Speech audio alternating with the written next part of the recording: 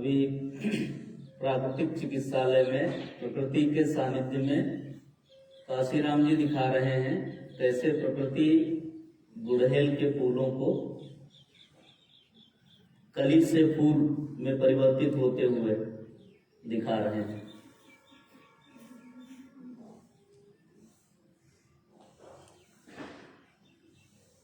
सीधे होकर बैठेंगे सभी लोग।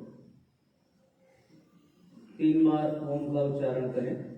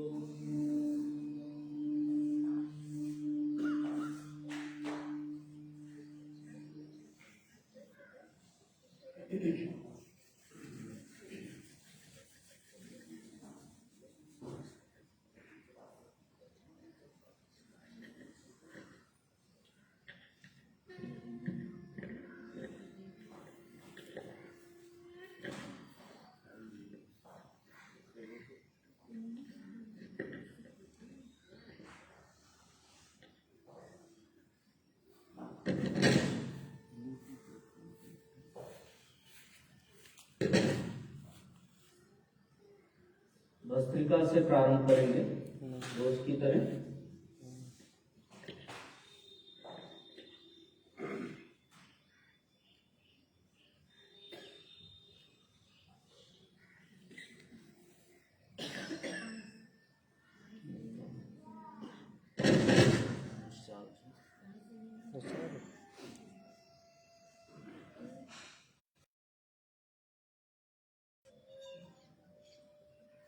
बैटरी ऐसी दिखाते हैं।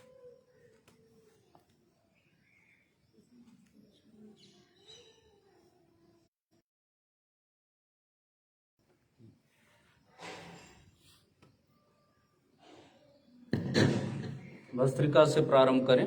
पहले एक नासिका से बाईं नासिका से 20 बार श्वास लें और छोड़ें। 21वीं बार में श्वास को अंदर भरकर जालंधर बंद लगाकर रखें।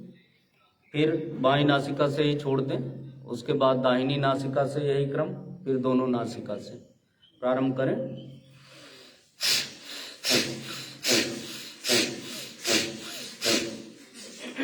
इसी प्रकार करते जाइए।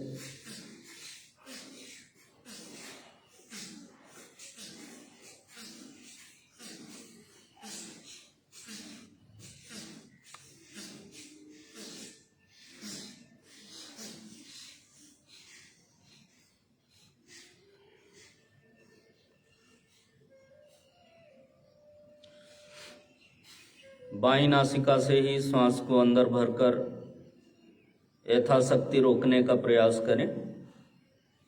फिर बाईं तरफ से ही श्वास को बाहर छोड़ें और यही प्रक्रिया दाहिनी नासिका से प्रारंभ करें। 20 बार श्वास प्रश्वास फोर्सली।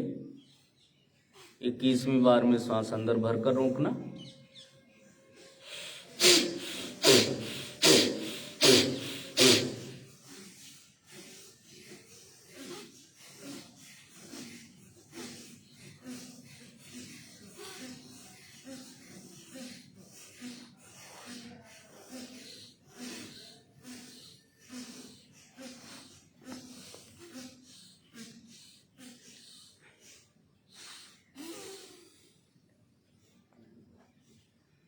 फिर दाहिनी नासिका से ही श्वास को भरकर यथाशक्ति अंदर रोकने का प्रयास करना है।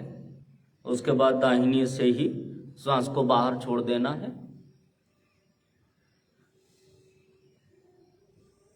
इसके पश्चात तीसरा चरण शुरू होगा। दोनों नासिका से सांस लें और छोड़ें 20 बार। 21वीं बार में दोनों से भरकर अंदर रोकें, चिन्ह को कंठ से लगाकर रखें, इसे जालंधर बंद कहते हैं। और फिर दोनों नासिका से ही सांस को बाहर छोड़ें। इस प्रकार से 3 चरण में ये अभ्यास पूरा होगा।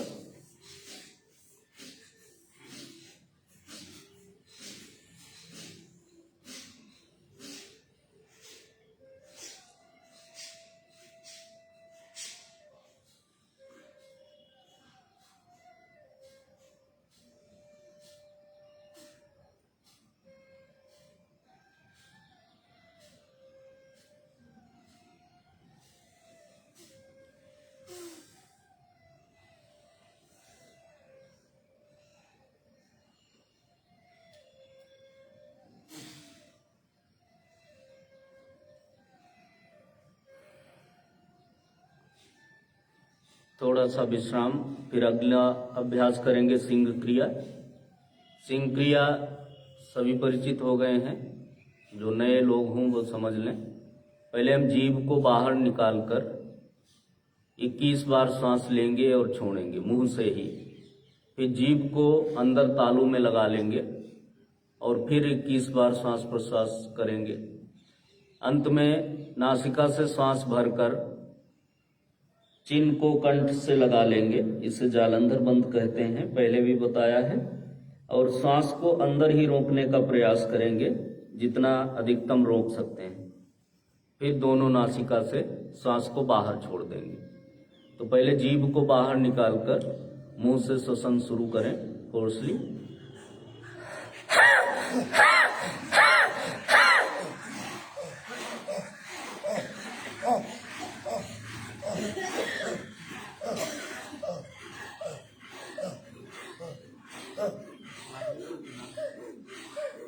नाक को छोड़ दीजिए, मुंह से ही सांस लीजिए और छोड़िए।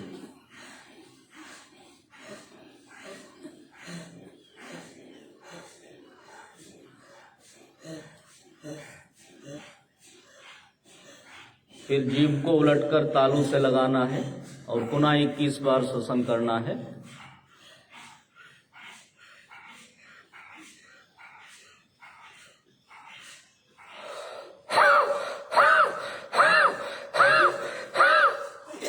इसी प्रकार करते जाइए।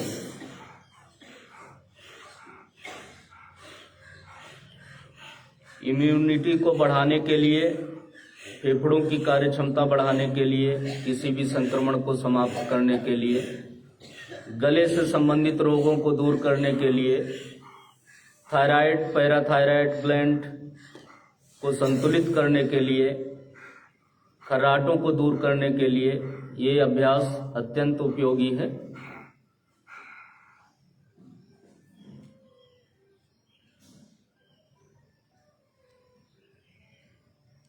इसमें जो तालुमूल से ड्रॉपिंग किसको आती है किसी किसको आ जाती है? क्या तालुमूल से आप कहते हैं ड्रॉपिंग आने लगी कुछ कितना करने के बाद?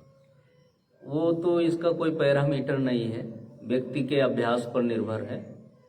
लगातार आप करिए 3 महीने 4 महीने, और एक निश्चित समय निर्धारित कर लीजिए कि इस समय करना है। तो उस समय आधा घंटा 1 घंटा समय हो जितना, उतना अभ्यास करना चाहिए। जब आप एक निर्धारित समय पर करेंगे इसे प्रतिदिन, तो 3 महीने के बाद अनुभव होने शुरू हो जाएंगे। हो सकता है पहले भी शुरू हो जाएं, क्योंकि ऊर्जा का स्तर हर व्यक्ति में अलग अलग होता है। अब किसको कितना समय लगेगा ये निर्भर करता है उसकी आंतरिक ऊर्जा के स्तर पर। कई लोग ऐसे होते हैं जिनकी ऊर्जा का जागरण बहुत जल्दी हो जाता है। गीता में भगवान ने कहा है कि योग कभी नष्ट नहीं होता है।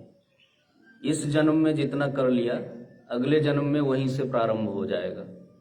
आध्यात्मिक दृष्टि से हम पूर्व जन्म में जितना आगे बढ़ चुके होंगे, वहीं से प्रारंभ हो जाएगा इस जन्म में। हो सकता है कि पिछले जन्म में हम अंतिम पड़ाव पर हों और इस जन्म में थोड़ी सी मेहनत करने पर ही हम लक्ष्य को प्राप्त कर लें, और या ये भी हो सकता है कि पिछले जन्मों में हमने कुछ भी न किया हो इस जन्म से शुरुआत कर रहे हों, तो इस स्थिति पर निर्भर करता है ये।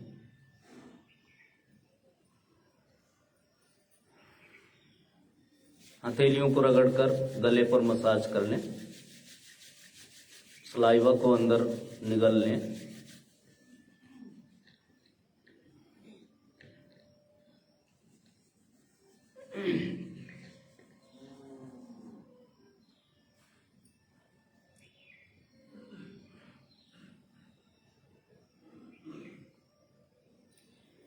अगला अभ्यास प्रारंभ करेंगे कपालभाति। काशीराम, कपालभाति जैसे रोज करते हैं हम लोग, फोर्सली पेट को अंदर खींचिए, सांस को बाहर जाने दीजिए। बार बार यही प्रक्रिया दोहराते रहिए। जब आप पेट को अंदर खींच रहे हों, उसी दौरान अपने मलमूत्र की नाड़ियों को भी संकुचित करिए, जिसे अश्वनी क्रिया कहते हैं। हर स्ट्रोक के साथ एनस को भी संकुचित करते जाइए। जल्दी नहीं करेंगे, 2 सेकेंड लगाइए एक स्ट्रोक लगाने में। 1 मिनट में 30 स्ट्रोक होंगे, 30 से ज्यादा ना हो। आराम से करिए, धीरे धीरे लेकिन निरंतर, लगातार करिए बिना रुके 10 मिनट के लिए।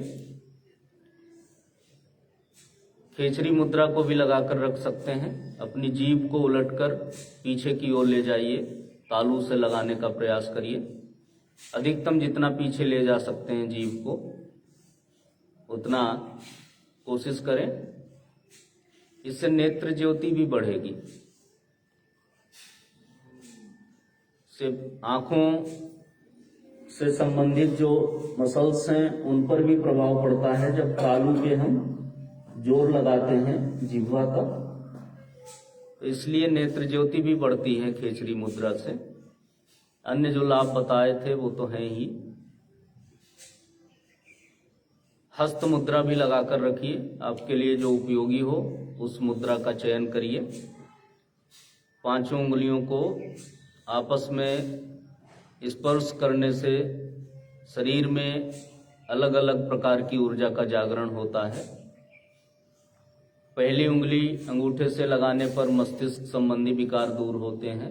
यही उंगली अंगूठे की जड़ में लगाने पर जोड़ों के दर्द इत्यादि वात रोग दूर होते हैं। ये उंगली यहीं रहे, बाद की 2 उंगलियां अंगूठे से लगें तो हृदय संबंधी रोग दूर होते हैं। बीच की 2 उंगलियां अंगूठे से लगाएं तो पेट से संबंधित सारे रोग दूर होते हैं। अनामिका उंगली अंगूठे से लगाएं तो वजन बढ़ता है शरीर का। इसी उंगली को अंगूठे के नीचे लगाएं जड़ में तो वजन घटता है, कोलेस्ट्रॉल भी संतुलित होता है। अंतिम 2 उंगलियां अंगूठे से स्पर्श करके रखेंगे तो प्राण मुद्रा बनेगी। इससे भी नेत्र ज्योति बढ़ती है, रोग प्रतिरोधी क्षमता बढ़ती है। जिनको पैरालिसिस जैसी स्थिति है उनके लिए लाभकारी है। अंतिम उंगली को अंगूठे से स्पर्श करेंगे तो वरुण मुद्रा बनेगी। त्वचा रोगों में लाभकारी है, गुर्दों से संबंधित रोगों में लाभकारी है। आपके लिए जो उपयोगी हो उस मुद्रा को लगाकर रखिए। दोनों हाथ आराम से घुटनों पर रखिए और अभ्यास को जारी रखिए। शरीर को सीधा रखने का प्रयास करिए। अनावश्यक रूप से शरीर न हिले। रीढ़ की हड्डी जिस आसन में आपने रखी हुई है, कोशिश करिए उसी में रखने का, क्योंकि जरा सा भी आप हिलेंगे डुलेंगे तो ऊर्जा का प्रवाह बाधित हो जाएगा। तो स्पाइन को एकदम सीधा रखते हुए अभ्यास को जारी रखिए। जिनको कमर दर्द की प्रॉब्लम हो जाती है कपालभाति करने से, उसका मुख्य कारण यही होता है कि वो रीढ़ की हड्डी को सीधा रख के नहीं बैठते। कपालभाति का नियम है लंबर रीजन बिल्कुल सीधा होना चाहिए और शरीर का भार पृथ्वी पर समान रूप से होना चाहिए, अर्थात दोनों नितंबों का भार एक समान रहे। ऐसा ना हो कि एक तरफ ज्यादा रहे एक तरफ कम रहे, ये स्थिति भी गलत है। तो बैलेंस करके रखेंगे।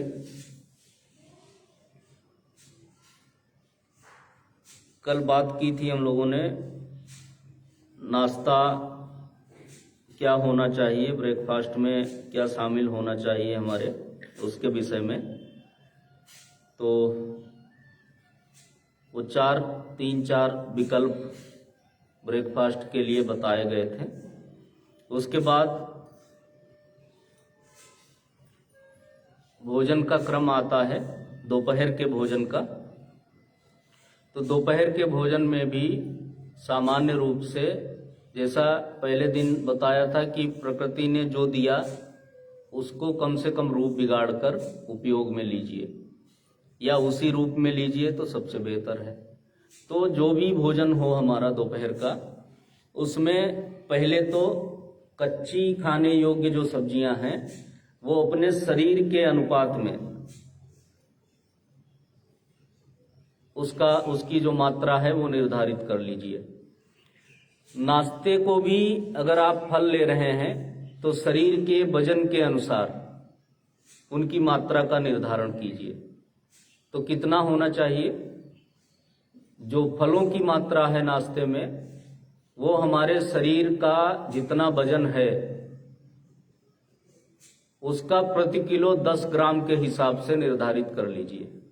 अगर किसी का 50 किलो वजन है तो 500 ग्राम फल, 70 किलो वजन है तो 700 ग्राम फल ले सकते हैं। ऐसे ही भोजन के समय जो कच्ची सब्जियां खाएंगे हम, उनमें भी मात्रा का निर्धारण होना चाहिए, और वो होना चाहिए प्रति किलो 5 ग्राम के हिसाब से। अगर किसी का 50 किलो वजन है तो 250 ग्राम होना चाहिए सलाद, 70 किलो वजन है तो आधा 350 ग्राम होना चाहिए प्रति किलो 5 ग्राम के हिसाब से। तो इस तरह से जब आप मात्रा निर्धारित कर लेंगे और पहले वो भोजन कर लेंगे, कच्चा खाने योग्य जो है उसे आराम से चबा चबा कर करिए। ऐसा मत करिए कि जो दूसरी प्लेट है भोजन वाली, उसके लालच में जल्दी जल्दी पहले वाली खत्म कर दीजिए, औपचारिकता बस नहीं, उसे भी भोजन समझकर धीरे धीरे स्वाद के साथ खाइए, पूरी लार भी मिले। अपच कच्चा भोजन तो सुपाच्य होता है, उस अपच हो ही नहीं सकती उसमें यदि आप उसको ढंग से खा रहे हैं। अगर ऐसे ही डाल लेंगे पेट में बिना चबाए, कम चबाए, तब तो वो स्थिति बनेगी ही। अब जिनके दांत नहीं हैं उनके लिए विकल्प है कि वो जो भी है, खीरा, टमाटर, गाजर, उसको एक विकल्प तो ये है कद्दूकस कर लीजिए और फिर चम्मच से खाते जाइए। अगर वो भी नहीं कर पा रहे हो तो मिक्सर ग्राइंडर में डालिए और पीस दीजिए उसको, और चम्मच से उससे पहले खा लीजिए। उसके बाद में जो भोजन की प्लेट है उसकी तरफ देखना है, पहले वाली खत्म करनी, जैसे यहाँ पे करते होंगे आप लोग, और फिर भोजन वाली प्लेट पर ध्यान देना है। कोई भी हरी सब्जी रहे भोजन में, दाल ले रहे हैं तो दाल भी ले सकते हैं, छिलके वाली दालें रहें ज़्यादा बेहतर है, और चोकर सहित आटे की रोटी लेने का प्रयास करें। गेहूं का आटा जो है उससे चोकर नहीं निकालें, और मल्टीग्रेन अगर ले रहे हैं आप तो और अच्छी बात है, वो भी ले सकते हैं। तो पहले जब आप गुड ड्राइवर अंदर पहुंचा देंगे तो बाद में अगर थोड़ा सा कमी भी होगी भोजन में तो वो भी पच जाएगा, क्योंकि पहले वाला भोजन उसको पचाने में मदद करेगा, उसके निष्कासन में भी मदद करेगा। शाम का भोजन यदि आप जल्दी कर रहे हैं, सूर्यास्त के समय कर रहे हैं या सूर्यास्त से पहले कर रहे हैं, तो शाम को भी सलाद के रूप में कच्ची सब्जियों को शामिल करिए। और अगर लेट नाइट कर रहे हैं तो दूसरा विकल्प ये है कि जो भी सलाद के रूप में जो लेना है आपको, उसको एक बार स्टीम लगा दीजिए, स्टीम्ड लीजिए आप। तो स्टीम कैसे लगाएंगे? जो भी चीज़ें हैं कच्ची खाने योग्य, उनको एक कटोरा में रखिए और प्रेशर कुकर में पानी भरें, इतना भरें कि कटोरा डूबे नहीं, और उसके अंदर उस कटोरे को रख दें, ढक्कन बंद करके 1 सीटी आ जाने दें उसमें। उसके बाद में उसे निकाल लें कटोरे को और उसको खा लें, तो वो स्टीम्ड हो जाएगा। तो वो जो कहा जाता है कि रात्रि में कच्चा आहार नहीं लेना चाहिए, तो वो भी बात रह जाएगी और सुपाच्य और भी सुपाच्य हो जाएगा वो, और अधिकांश जो पोषक तत्व हैं वो भी बने रहेंगे, फाइबर भी उसमें बना रहेगा, जो कि एक गुड ड्राइवर का काम करेगा भोजन को पाचन और निष्कासन में। तो इस प्रकार से हमारा भोजन क्रम निर्धारित हो सकता है। दो भोजन के बीच में, जैसा कल बताया था, कम से कम 6 से 7 घंटे का अंतर रखें। सुबह अगर 11 बजे भोजन किया है तो शाम को 6 बजे भोजन करें, ज़्यादा उचित रहेगा। अगर पहले ही कर लेंगे तो फिर अपच हो जाएगी, एसिडिटी हो जाएगी। कई बार क्या होता है कि हम लोग भोजन करते हैं और भोजन करने के बाद में जो पाचन की प्रक्रिया होती है वो ये होती है कि हमारे आमाशय के अंदर 3 से 4 घंटे तक भोजन टूटता है, उसको एक पेस्ट जैसा आकार जो है वो दिया जाता है। अंदर तमाम तरह के डाइजेस्टिव जूस भोजन को पचाने के लिए निकलते रहते हैं और उसमें मिक्स होते रहते हैं, उसमें एसिड भी होता है। और जो डाइजेस्टिव सिस्टम है हमारा, उसमें जो आमाशय और आहार नली को जोड़ने वाला स्थान है, वहां पे एक लॉक है, बल्ब लगा हुआ है, और उसकी कल्पना आप कर सकते हैं डस्टबिन के ढक्कन की तरह कि ऊपर से कुछ डाला तो वो ढक्कन खुला, चीज अंदर चली गई, ढक्कन फिर बंद हो गया। तो भोजन के समय, जब हम भोजन के पाचन के समय अगर हमने भोजन किया हुआ है और 4 घंटे के पहले कुछ और खाएंगे तो क्या होगा, जो भी हम खाएंगे वो आहार नली के द्वारा अंदर तो जाएगा और आमाशय को उसको लेना भी पड़ेगा। बल्ब खुलेगा, आमाशय को उसको स्वीकार करना पड़ेगा, और जैसे ही वो बल्ब खुलेगा वैसे ही अंदर जो प्रक्रिया चल रही थी, जो एसिड था, जो डाइजेस्टिव जूस थे, वो ऊपर आ जाएंगे कुछ डालने से, और वो जब ऊपर आ जाएंगे तो फिर वो एसिडिटी का काम करेंगे। मुख्य कारण यही होता है एसिडिटी का कि बार बार खाना, एक बार खाया हुआ आमाशय में पड़ा हुआ है, पच रहा है, और उसको पचने नहीं दिया, नीचे खिसकने नहीं दिया, और दूसरा नया डाल लिया। चावल पक रहे हों या दाल पक रही हो और उसमें आधी पक जाए वो, उसके बाद उसमें और नया डाल दो अन्न, चावल में चावल डाल दो कच्चे, या दाल में कच्ची दाल डाल दो, तो ढंग से वो पक नहीं पाएगी, न पहले वाली न बाद वाली। वही स्थिति होती है हमारे भोजन की के पाचन के समय, यदि हम बीच में कुछ डालते हैं, 4 घंटे से पहले कुछ डालते हैं। तो इसलिए 4 घंटे तक तो भूल कर भी कुछ भी मत डालिए पानी के सिवा। पानी की आवश्यकता पड़ती है शरीर में जब पाचन होता है भोजन का, और भोजन के तुरंत बाद आवश्यकता नहीं होती है। पहले तो भोजन टूटता है अंदर, मथने का काम करता है हमारा आमाशय उसको, उसके बाद जो आवश्यकता होती है पाचन के समय नीचे खिसकाने के लिए, तब पानी की आवश्यकता है। तो भोजन के 1 घंटे बाद पानी पिया जाए तो बहुत ज्यादा हितकर होगा वो। और भोजन के तुरंत बाद पानी पीना, तो आयुर्वेद कहता है भोजनांते विषमबारी, भोजन के अंत में पीने वाला जल विष के समान होता है। और हम लोगों की संस्कृति ऐसी बन गई है कि भोजन करते हैं उसके बाद में चाय पिएंगे, कॉफी पिएंगे। पानी तो सभी पीते हैं, और किसी फंक्शन में जाते हैं तो भोजन के बाद अगर गर्मी है तो आइसक्रीम नहीं खाएंगे तो भोजन पूरा नहीं होगा, और सर्दी है तो कॉफी नहीं पिएंगे तो भोजन पूरा नहीं होगा, मजा नहीं आएगा। और सबसे गलत काम करते हैं कि 12 बजे भोजन करेंगे और प्लेट में सबसे पहले चुन चुन के सलाद उठा उठा के रखेंगे, जो 4 घंटे पहले कटी हुई लगी है वहां पे, और उस पे तमाम तरह के बैक्टीरिया चिपक चुके हैं। उसको उठा उठा के प्लेट में रखेंगे और उसके बाद दूसरे भोजनों पे जाएंगे। एक तो रात्रि काल जहां कच्चा खाना निषेध, और दूसरे 4 घंटे पहले का कटा हुआ प्याज, आधा घंटे पहले प्याज काट के आप रख दीजिए तो उसमें उस जगह के जितने भी बैक्टीरिया होंगे वो सब चिपक जाएंगे आके। प्याज इतना बड़ा बैक्टीरिया नाशक है कि वो खींच लेता है बैक्टीरिया को। इसीलिए कहते हैं कि ज्यादा देर का कटा हुआ प्याज नहीं खाना चाहिए। टिफिन में है तो कोई बात नहीं, वो बंद है, लेकिन हम तो समारोह की बात कर रहे हैं जहां पे खुले में सजा हुआ होता है, हार्ट के दिल के आकार में, वहां से जो उठा उठा के प्लेट में रखते हैं, हम उसकी बात कर रहे हैं। अभ्यास को रोक दीजिए, पैरों को खोल लें, रक्त संचार सुचारू कर लें।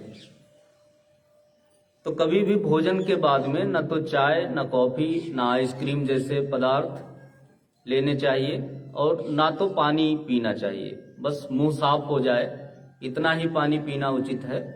आप प्रकृति से ये सीख सकते हैं कि प्रकृति का कोई भी जीव भोजन के बाद पानी नहीं पीता है। आप पिला के देख लो, घरेलू जानवरों को पिला के देख लो, पहले उसे खिलाओ फिर पानी रखो उसके सामने, नहीं पिएगा। उसे प्राकृतिक रूप से ये पता है कि पानी नहीं पीना है। और हम लोग बीच में भी पीते हैं पानी खूब, वो तह लगाते रहते हैं ना, अंदर जो है वो खिसक जाए नीचे। तो ऐसा थोड़ी होता है कि जो खाया वो एकदम से नीचे पहुंच जाएगा आंत में। सही टाइम है भोजन के आधा घंटा पहले या 1 घंटा बाद, और बाकी समय में किसी भी समय पियो।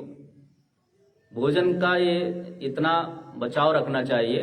कई लोगों की आदत होती है भोजन के टेबल पे बैठेंगे और सबसे पहले गिलास उठाएंगे और पानी पी लेंगे।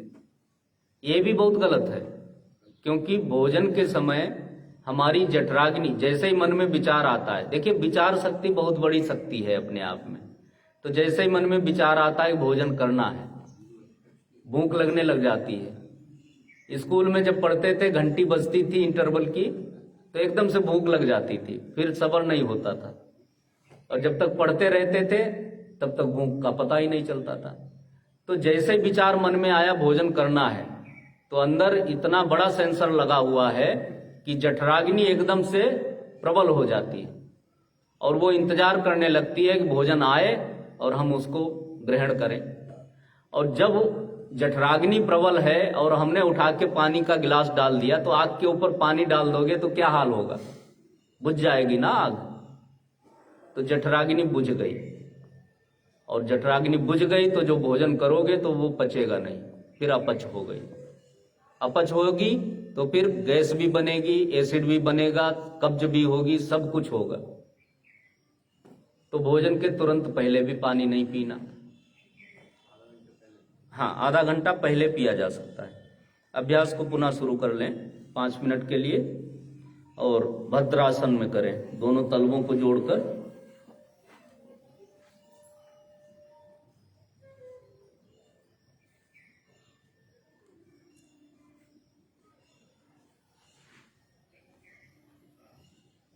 पहले की तरह ही प्रारंभ करें।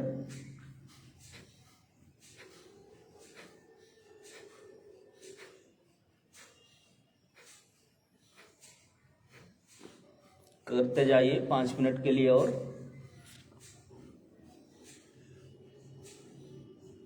तो इस पूरी प्रक्रिया में सप्ताह में 1 दिन का उपवास भी किया जाए।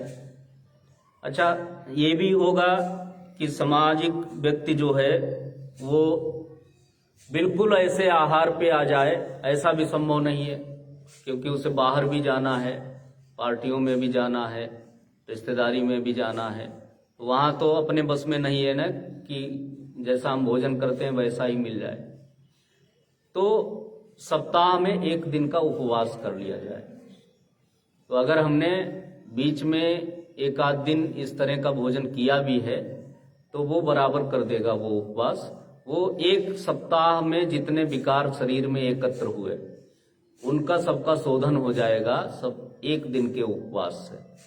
और जिस दिन उपवास किया जाए उस दिन शाम को एनीमा लिया जाए, क्योंकि यहाँ तो सुबह लेते हैं आप लोग ट्रीटमेंट के दौरान, लेकिन उपवास वाले दिन शाम को एनीमा लिया जाए, क्योंकि दिन भर आपकी जो शरीर की ऊर्जा है वो शरीर को के विकार निकालने में लगी रहेगी और उन विकारों को निकालकर बाहर के दरवाजे तक ले आएगी। फिर उसे दरवाजा खोल के बाहर फेंकने की जरूरत है। तो इसलिए जितने भी विकार हैं वो खिसक के हमारी बड़ी आंत में पहुंचेंगे, त्वचा की ऊपरी लेयर तक आएंगे।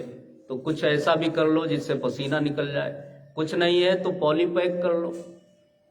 साधारण सा उपचार है, पॉलीथीन का बैग आप मार्केट से ले लो, यहाँ भी उपलब्ध है, यहाँ से भी ले सकते हैं। और सिर पे गीला तौलिया लपेट के धूप में बैठ जाइए आधा घंटे के लिए, 20 मिनट के लिए।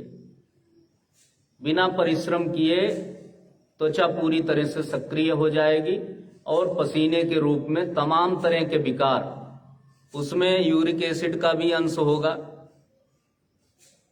क्रेटिनाइन का भी अंश होगा जो गुर्दों के लिए रोगी करने के लिए जिम्मेदार है। तो पूरी तरह से बॉडी को डिटॉक्स कर देगा वो। और बड़ी आंत के शोधन के लिए शाम को एनीमा ले लीजिए।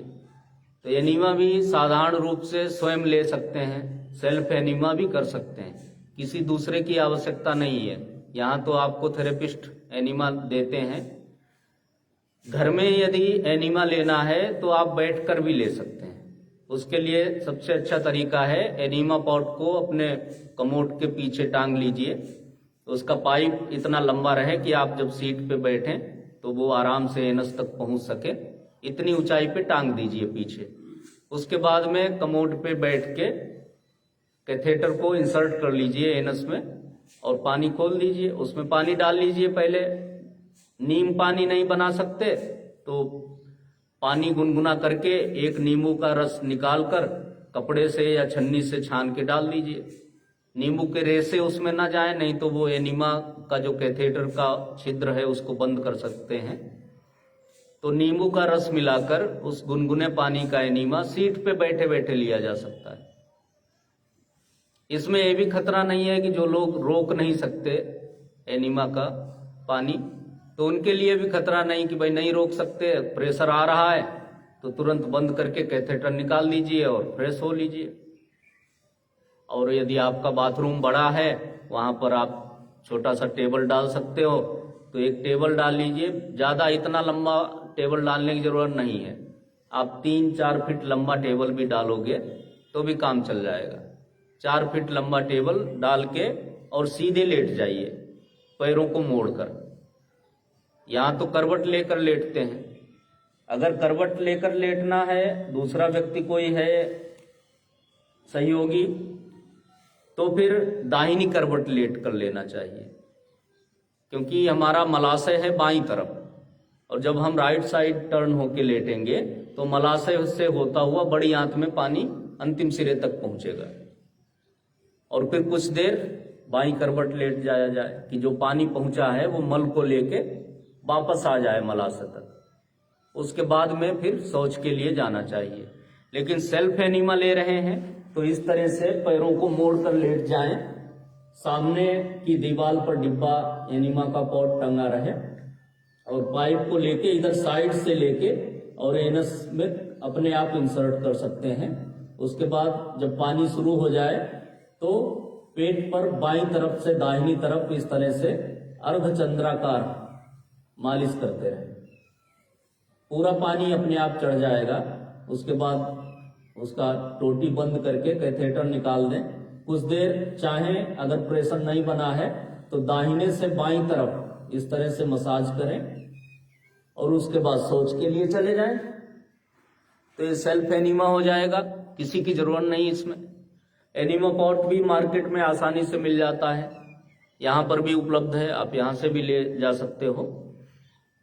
एक पुस्तक भी है छोटी सी, प्राकृतिक चिकित्सा के सरल उपचार, काशीराम जी के पास उपलब्ध है।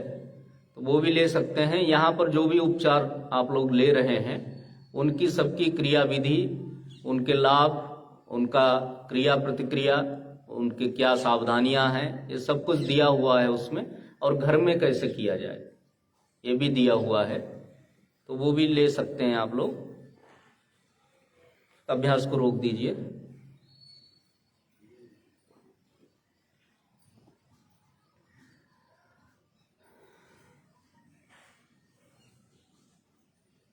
अभी हम करेंगे नाड़ी शुद्धि प्राणायाम 5 मिनट के लिए।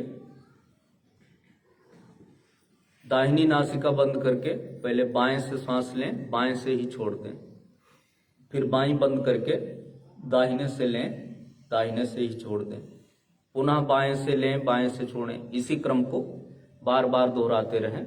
जिस नासिका से लें उसी से छोड़ें, उसके बाद दूसरी नासिका का प्रयोग करें। तो साप्ताहिक उपवास और उपवास के बाद एनिमा, अगर इतना करते रहेंगे आप तो शरीर में कोई भी रोग है जो भी बचा हुआ है वो निकल जाएगा।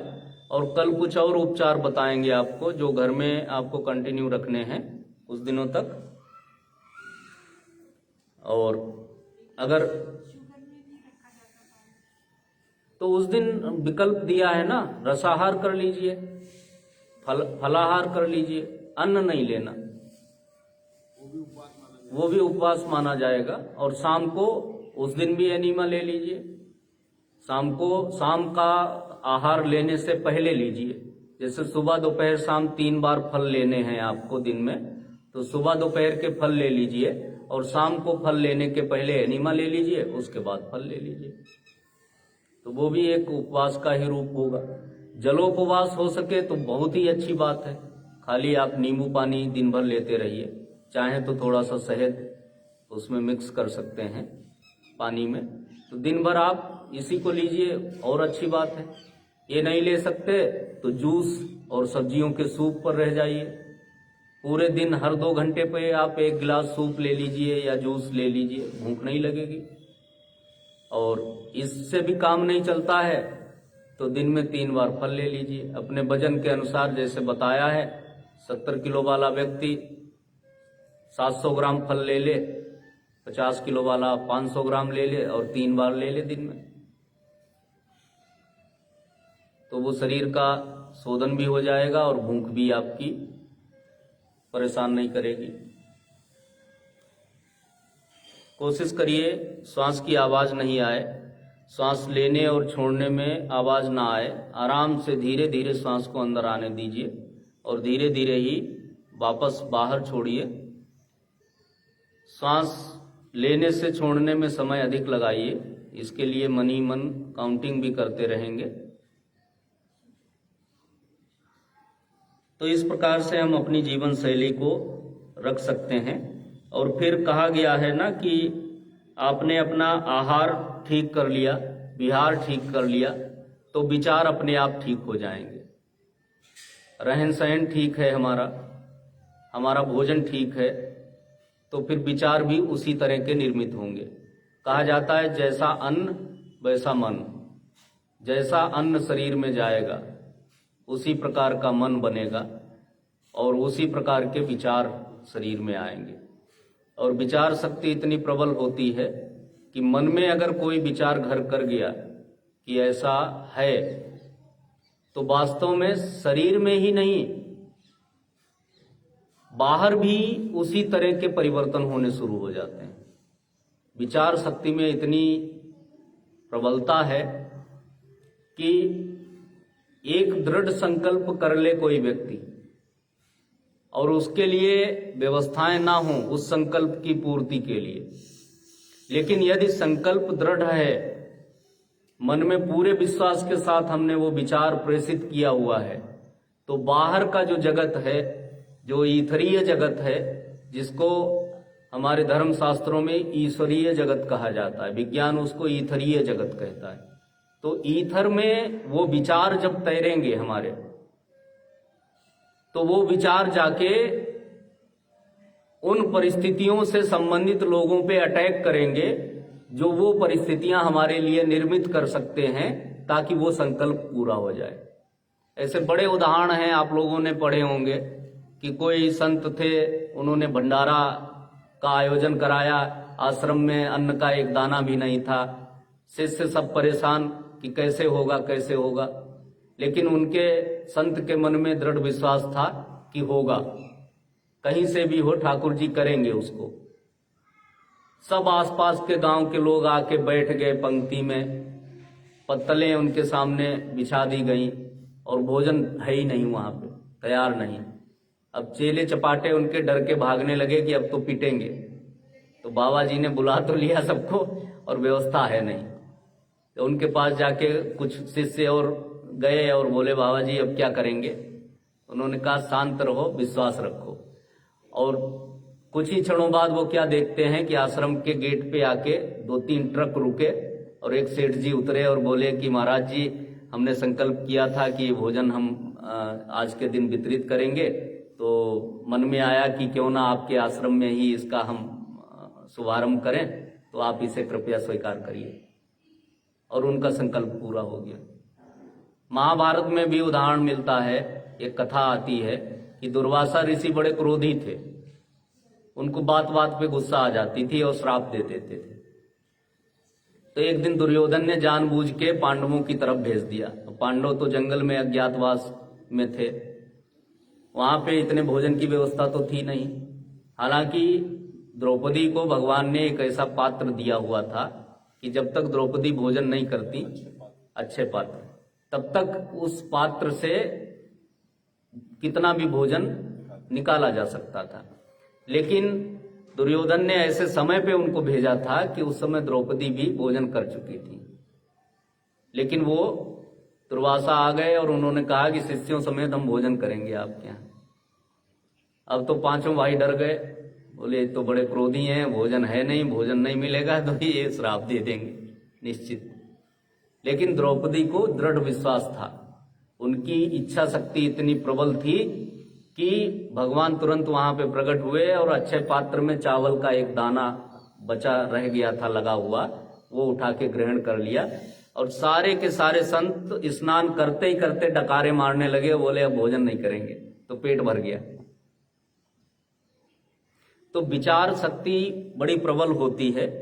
मन में एक विचार आ जाए, जैसे आप बता रहे थे कि एक व्यक्ति है उसको ये लगता रहता है बार बार ये छुएगा, कोई व्यक्ति है बार बार उसे लगेगा हाथ में गंदगी लगी है, तो वास्तव में उसे वही फीलिंग होगी और वो हाथ धोने जाएगा बार बार। विचारों का शरीर पर इतना अधिक प्रभाव होता है कि अभी एक कहीं पे पढ़ रहे थे कि कहीं पे किसी को मृत्यु दंड दिया गया, तो वहां पर कुछ लोग रिसर्च कर रहे थे इसी विषय पर कि विचार शक्ति का शरीर पर क्या प्रभाव होता है। तो उन्होंने वहां की सरकार से रिक्वेस्ट की कि भाई इसे हम अपने तरीके से मारेंगे और हमारा रिसर्च भी पूरा हो जाएगा, इसकी सजा भी पूरी हो जाएगी। तो उसके बाद क्या हुआ कि उन लोगों ने उस व्यक्ति के सामने एक डेमो दिया, एक सांप पकड़ के ले आए, जहरीला नाग, और उसको एक बड़े जानवर से को कटवा दिया। तो जानवर को जैसे ही उस सर्प ने काटा, वो जानवर तड़पा और 1 मिनट के अंदर उसके प्राण उड़ गए। तो वो देख रहा है व्यक्ति जो जिसे सजा मिलनी है, वो ये सब देख रहा है। अब उसके मन में वो इमेजिन कर रहा है कि ये सांप अगर इतने बड़े जानवर को काट लिया और इसने 1 मिनट भी इसका जीवन नहीं बचा, तो ये तो किसी इंसान को काट ले तो क्या होगा, वो तो बिल्कुल पलट भी नहीं पाएगा। तो उसके मन में ये बात घर कर गई, विचार शक्ति प्रबल हो गई। अब क्या था कि उन लोगों ने कहा कि अब तुम्हें मृत्युदंड दिया गया है, अब इसी कोबरा से तुम्हें डसवाया जाएगा और इसी से तुम्हारी डेथ होगी। अब उसके मन ने पूरी तरह स्वीकार कर लिया कि हाँ अब इसी से हमारी डेथ होगी। उसके बाद क्या किया गया, वही क्रम था पूरा, चेहरा ढक दिया गया और एक व्यक्ति उसके पीछे जाके खड़ा हो गया एक सुई पिन लेके, और दूसरा व्यक्ति कुछ दूरी पे बैठा है उस कोबरे के डिब्बे को लेके। तो दूसरे व्यक्ति ने बोलना शुरू किया कि देखो ये डिब्बा खोल दिया है, इसमें से कोबरा निकल चुका है, ये तुम्हारी तरफ बढ़ रहा है। अब वो व्यक्ति, उसकी आंखें तो बंद हैं लेकिन वो कल्पना कर रहा है कि सर्प हमारी तरफ आ रहा है, बढ़ रहा है। वो जैसे ही जैसे बोल रहा है उसी को स्वीकार करता जा रहा है। इंटरनली वो उसको विजुलाइज कर रहा है। और वो जबकि हकीकत में ऐसा कुछ नहीं था, सांप डिब्बे के अंदर ही बंद था। और जैसे ही उन्होंने कहा कि देखो अब ये बिल्कुल तुम्हारे सामने आ गया, और ये फन उठाया और ये डसा, और जैसे ही कहा ये डसा, वैसे पीछे खड़े व्यक्ति ने सुई चुभो दी। और जैसे ही उसके वो पिन चुभी, वो तड़पा, मुंह से झाग निकला और मर गया। बाद में जब विश्लेषण हुआ उसके शरीर का, तो उसके शरीर में वही जहर पाया गया जो एक सांप के अंदर होता है। तो हमारी ग्रंथियों की शक्ति इतनी है कि जैसा विचार हम कर लेंगे उसी तरह के सीक्रेशन शरीर में उत्पन्न होने लगेंगे। अगर हम अच्छे प्रसन्नता पूर्वक रहेंगे, अच्छे थॉट आएंगे हमारे मन में, तो फिर जो गुड हार्मोन है वो उनका सीक्रेशन होगा। और चिंताग्रस्त रहेंगे, भयग्रस्त रहेंगे, तो इसी तरह के हार्मोन आएंगे। तो इसीलिए चिंता की वजह से हाइपरटेंशन, हाई ब्लड प्रेशर को हाइपरटेंशन भी कहा जाता है, कि टेंशन जब हाइपर हो जाए तब प्रेशर बढ़ता है ब्लड का, और टेंशन जब हाइपर हो जाए तब हमारी पेनक्रियाज जैसी ग्रंथि भी निष्क्रिय हो जाती है। तो इसलिए विचार अगर नेगेटिव आते हैं तो अपना ध्यान श्वास पर लगा दीजिए। श्वास अंदर आ रही है, जा रही है, बस इसे ही देखना शुरू कर दीजिए। विचार वहीं पे रुक जाएगा, ये विचार चलने लगेगा कि श्वास आ रही है, श्वास जा रही है। नेगेटिविटी खत्म हो जाएगी। तो नेगेटिव विचारों को रोकने का एक अच्छा तरीका है ये, तो इसे ट्राई कर सकते हैं आप। चलिए,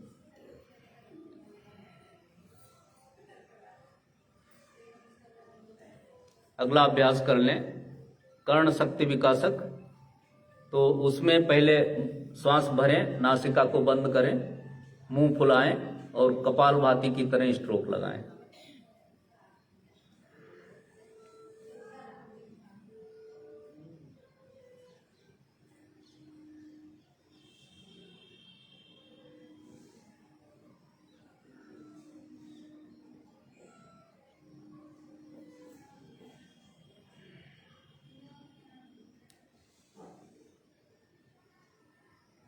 तीन बार इसी को रिपीट करना है। जब लगे सांस लेनी है तो सांस छोड़ दें और पुनः सांस भरकर मुंह फुलाएं, नाक को बंद करें और वायु को बाहर फेंकने का प्रयास करें नासिका के स्ट्रोक, कपालभाति के स्ट्रोक के साथ। तो वो आपके कानों पर टक्कर देगी।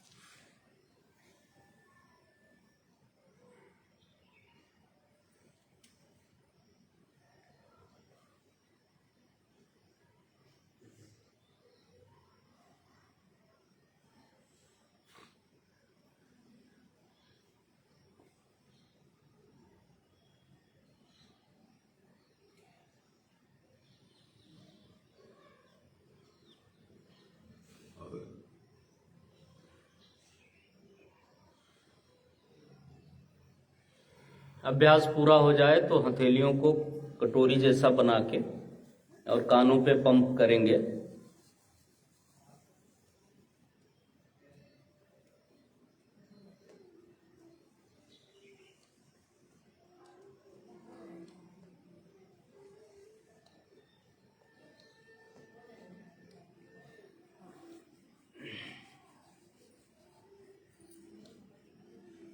अगला अभ्यास करेंगे आंखों के लिए। श्वास के साथ हम अपनी सांस भरते हुए आंखों को ऊपर उठाएंगे, दृष्टि ऊपर उठाएंगे, आसमान को देखने का प्रयास करेंगे और श्वास छोड़ते हुए नीचे पृथ्वी को देखने का प्रयास करेंगे। 10-10 बार ऐसा कर लें। गर्दन स्थिर रहेगी, गर्दन ऐसे ऊपर नहीं उठाएं, गर्दन को स्थिर रखें, केवल दृष्टि ऊपर उठाएं, सांस भरते हुए और सांस छोड़ते हुए दृष्टि नीचे ले आए।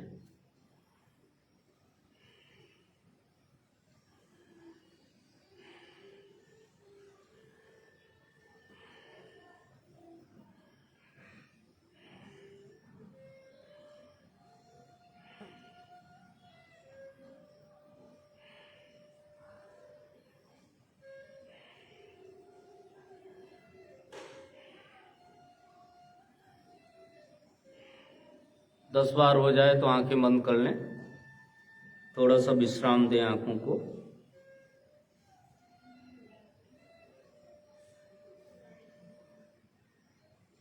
इसके बाद दाहिनी तरफ और बाईं तरफ सांस भरते हुए दाहिनी ओर दोनों आंखों की दृष्टि को ले जाएं, सांस छोड़ते हुए बाईं तरफ ले जाएं। इसे भी 10-10 बार करें।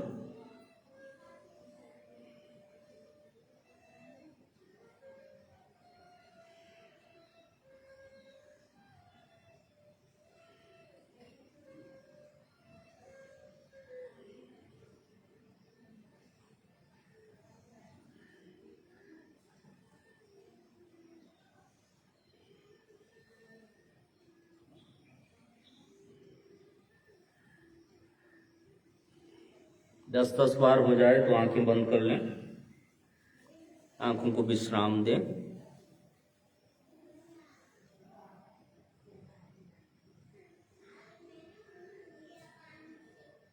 अब आंखों को गोल घुमाएंगे। इसके लिए हाथ को सीधा करिए, अंगूठा सामने उठा रहे, अंगूठे के नाखून पर अपनी दृष्टि केंद्रित करिए और हाथ को क्लॉकवाइज घड़ी की सुई की दिशा में 5 बार घुमाइए। अपनी दृष्टि को अंगूठे से हटने मत दीजिए। जैसे जैसे हाथ आपका घूम रहा है, दृष्टि भी हाथ के साथ साथ ही घूमेगी। तो 5 बार क्लॉकवाइज, फिर 5 बार एंटी क्लॉकवाइज घुमाएंगे।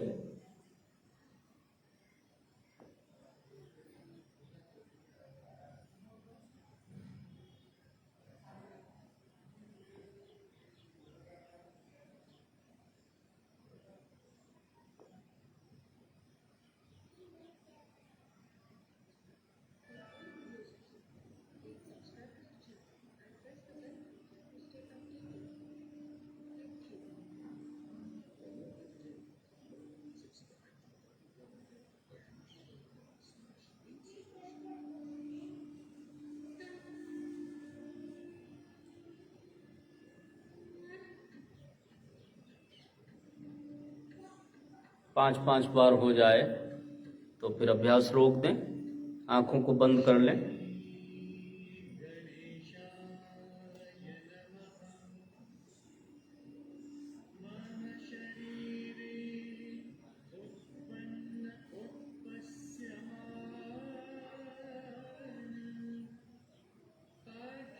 आंखों को जल्दी जल्दी बंद करेंगे, खोलेंगे, ब्लिंकिंग।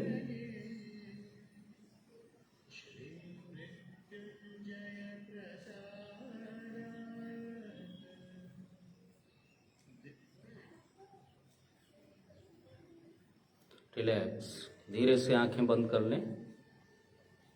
आंखों को पूर्ण रूप से विश्राम करने दें, कुछ भी देखने का प्रयास न करें।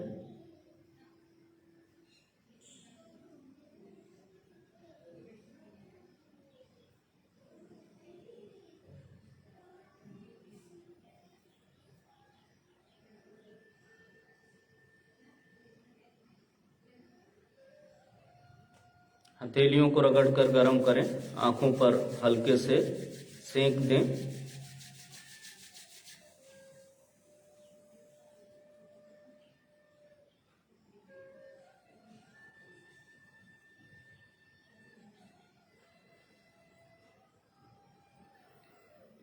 और अब अंत में 3 बार नाद अनुसंधान करेंगे, आ, ऊ और माँ का उच्चारण।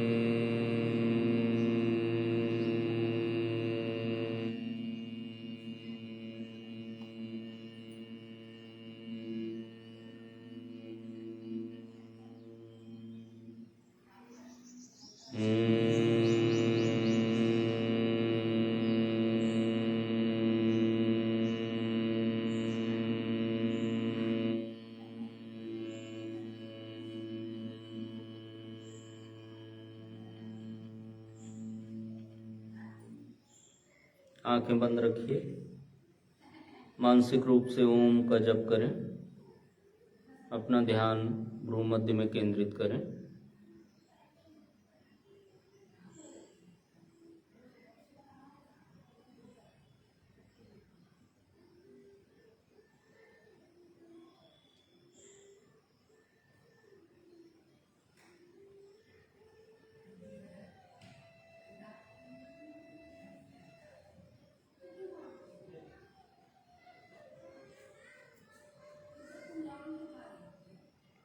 हथेलियों को रगड़कर चेहरे पर हल्के से मसाज, फिर हथेलियों के अंदर ही धीरे से आंखों को खोलें।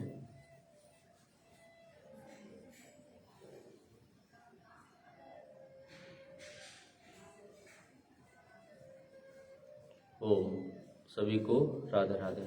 ताली ताली हाथ ताली चलिए ताली बजा लीजिए।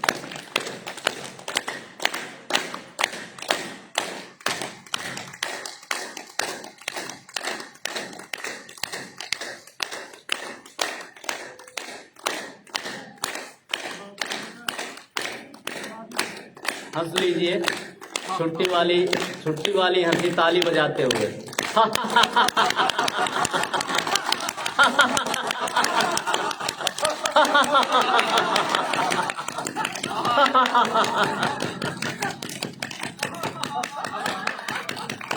रिलैक्स,